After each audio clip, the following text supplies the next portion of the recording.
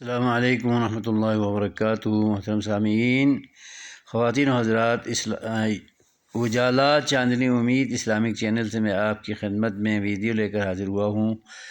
آج کی ویڈیو میں یہ بیان کرنا چاہتا ہوں کہ جس طرح اللہ کی بندیوں اور آدم و حوا کی بیٹیوں پر حیض کے ایام میں روزہ رکھنا، نماز پڑھنا، قرآن کو چھونا، مسجد میں داخل ہونا، یہ سب منع ہے، اسی طرح بچے کی ولادت کے ایام میں بھی جس کی انتہائی مقدار 40 ایام تک ہے، ان میں بھی یہی احکام ہیں۔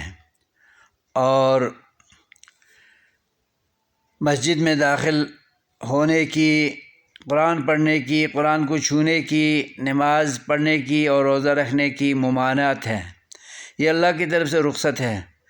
البتہ یہ بات ضرور ہے کہ نمازوں کی قضا وہ بعد میں نہیں کرے گی، نہ حیض میں نہ نفاس میں، اور روزوں کی قضا اللہ کی بندیوں پر اللہ تعالیٰ نے رکھا ہے، یہ اس کی حکمت ہے، یہ اس کی شریعت ہے، یہ اس کا حکم ہے، اس میں ہمیں چیمے گوئی کرنے کی ضرورت نہیں، اور من و عن جیسے اللہ اور رسول نے ہمیں تعلیم دی ہے، ہمیں اس پر عمل کرنا ہے۔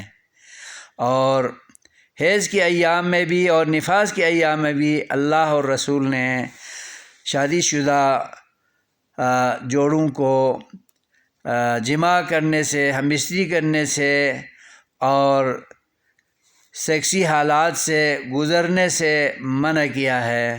ہاں، عورتوں کے ساتھ ایک بستر میں شوہر سو بھی سکتے ہیں، اور ان کے ہاتھوں سے کھانا پینا کھا پی سکتے ہیں، اور گھر میں ساتھ بیٹھ سکتے ہیں، ان کے ہاتھ سے پکا ہوا کھانا، تیار کیا ہوا کھانا کھایا جا سکتا ہے، اس میں کوئی ممانعت نہیں ہے۔